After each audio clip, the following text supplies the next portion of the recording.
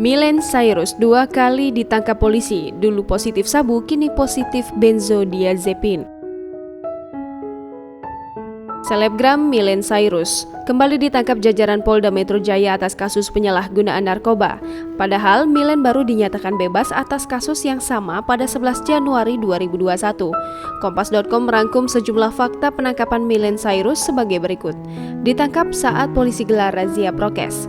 Miley ditangkap saat polisi melakukan razia protokol kesehatan di Cafe Brotherhood, Kebayoran Baru, Jakarta Selatan pada Minggu 28 Februari 2021 dini hari. Dalam siaran Kompas TV, polisi kemudian melakukan tes urin kepada para pengunjung yang terjaring razia tersebut. Hasil tes urin Miley menunjukkan dia positif menggunakan psikotropika benzodiazepin. Miley bersama 3 rekannya selanjutnya dibawa ke Polda Metro Jaya guna dimintai keterangan lebih lanjut.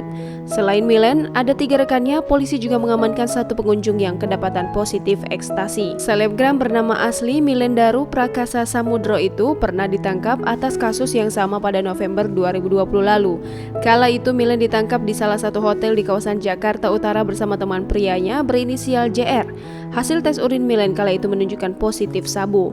Polisi juga mengamankan barang bukti berupa sabu seberat 0,3 gram, alat hisap sabu, dan 1 botol minuman keras. Miley kemudian menjalani rehabilitasi di Balai Besar Rehabilitasi Badan Narkotika Nasional Lido Bogor pada 1 Desember 2020 dan dinyatakan bebas pada 11 Januari 2021.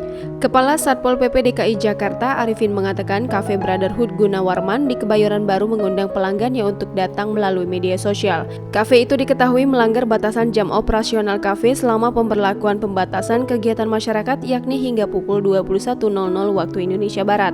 Menurut Arifin, Cafe Brotherhood mengelabui petugas dengan cara mematikan semua lampu di depan gedung secara rapat seolah-olah tempat tersebut tutup. Begitu juga tempat parkir kendaraan pelanggan yang sengaja diatur jauh dari kafe sehingga tidak terlihat ada kendaraan di depan kafe. Satpol PP DKI lalu memutuskan menutup sementara Cafe Brotherhood pasca terjaringnya Miley Cyrus dalam razia protokol kesehatan.